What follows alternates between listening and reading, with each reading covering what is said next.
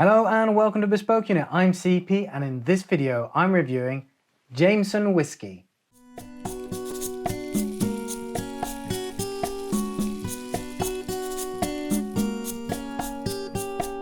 This review has been conducted using the Bespoke Unit whiskey formula with an E that I've added. It was actually made for Scotch whiskey in mind, but I imagine that the same rules more or less apply to Irish whiskey.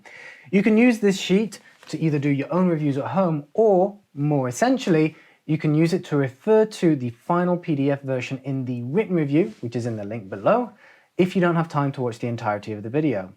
With that being said, let's get started.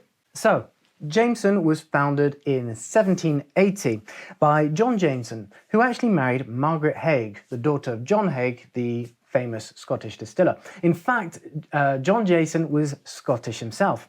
He moved to Dublin and launched his own company, which became Jameson, of course. It was very, very successful.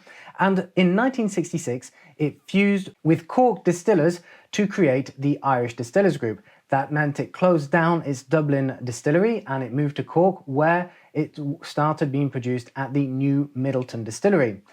Eventually, the Irish Distillers Group was acquired by Pernod Ricard, so today it is now a property or subsidiary of Pernod Ricard.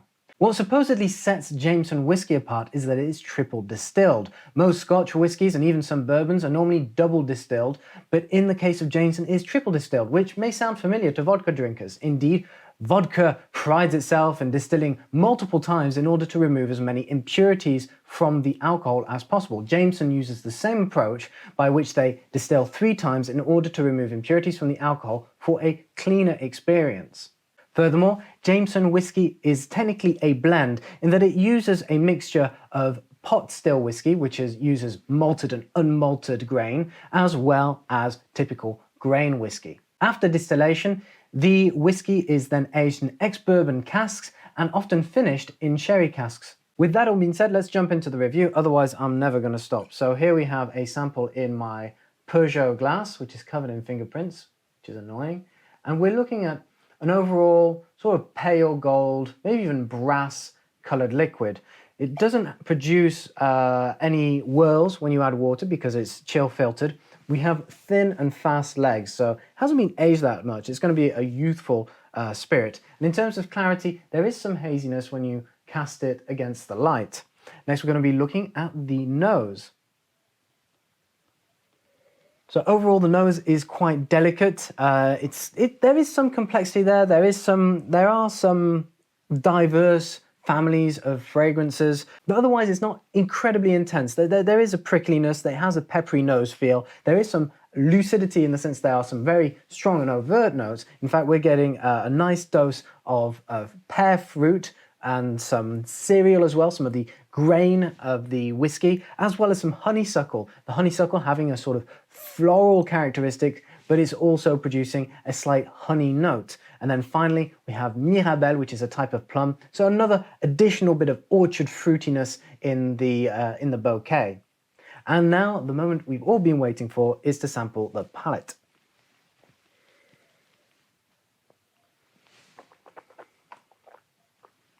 Overall, very sweet primary flavor with a creamy mouthfeel.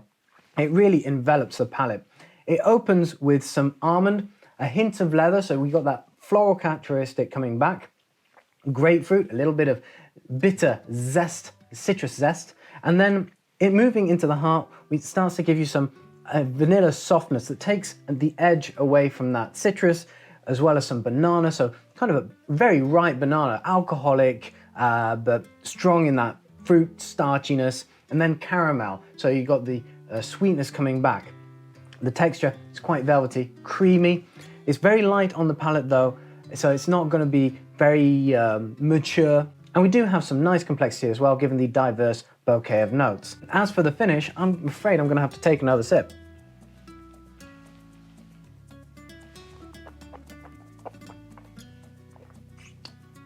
Indeed, it's very moreish, but it has a very short linger at the same time. The finish doesn't last long, which could arguably be a good thing because this is a very light, very approachable whiskey, so it doesn't really dominate your palate for too long. That being said, It does have some flavour, this finish. We are going to get some pear drop, so sort of a solvent pear note, which is reminiscent from the nose. Bit of marmalade, so the citrus is making a comeback, but this time with a sort of sugary and thick syrupy flavour. And then a hint of fudge, this bit of toffee there that just lingers and adds some soft sweetness to your palate. Next is the overall experience, and so we're going to talk about, the presentation and the value for money. So first of all, in terms of the bottle, very classic design. We've all seen this before. It's a very well-known Irish whiskey after all, with the beige background offset and the green offset by some gold details. Furthermore, actually, what's quite interesting in terms of packaging, normally this doesn't come in packaging, but I picked this up, which came with 2 cocktail glasses. So this is one way to drink it, but I'm choosing to drink it neat. And in fact, it's very easy to drink neat. You don't even need to add any water if you don't want to, and it'll be great on the rocks. But for some cocktails, here's a great option. But otherwise, like I said, you don't normally get packaging, but this was actually free. It came at no extra cost, and I'll get to value for money in a second. Cork quality, just a regular screw top. And then the value for money, like I said, so at no extra cost, I got those 2 bottles and it came to about €19.50, let's say around $20, just round it down probably a little bit.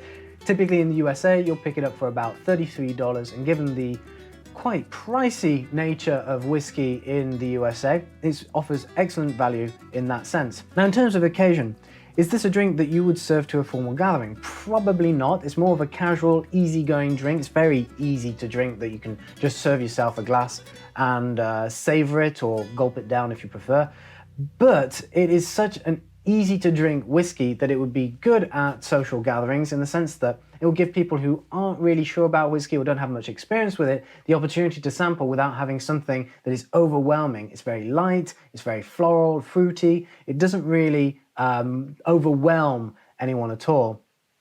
And I've also seen it at some more well-to-do occasions as well. It is easily served, it does present itself well, and it doesn't have any setbacks in its flavour profile that really scream its low price. Therefore, I'd argue that it's absolutely fine to use at formal gatherings. Obviously, you probably want a variety of options in case it might be seen as something that is a little bit too cheap for their taste buds, but overall, it is an excellent little Irish whiskey. And finally, we're going to talk about some pairings. These aren't scored. This is just a thought experiment that we have in every whiskey formula. It gives you an idea of the things that you could enjoy, or the best ways to enjoy Jameson Irish Whiskey. So first of all, in terms of dishes, consider pairing it potentially with a dessert such as a fruit tart. I would suggest a pear tart primarily, but any type of fruit such as plums would be great as well. And then you could also have it with some toffee. Otherwise, consider amaretti, or amaretto if you prefer the singular. These little Italian almond biscotti. Very, very pleasant with this Irish whiskey, in the sense you do have some almond notes, you do have some nuttiness, and it would really bring that out since it's quite mild. And then we all love cigars at Bespoke Unit, so why not pair it with an Oliva Connecticut or any other Connecticut shade wrapper. These creamy and mild cigars would really help complement the creaminess in this whiskey. That's all from me today. I hope you've enjoyed this video. If you did, give us a like, give us a subscribe, and leave us a comment if you have any questions or comments or things you'd like to share about Jameson Whiskey. Until next time, head to bespokeunit.com and see all the other lifestyle content that we cover. I'm sure that there'll be something you love. We have a whole resource which is really dedicated to Scotch whiskey. We will be planning on doing one on Irish whiskey in the future, but we also have bespokeunit.com/spirits, which is a full resource on alcoholic spirits and liquor.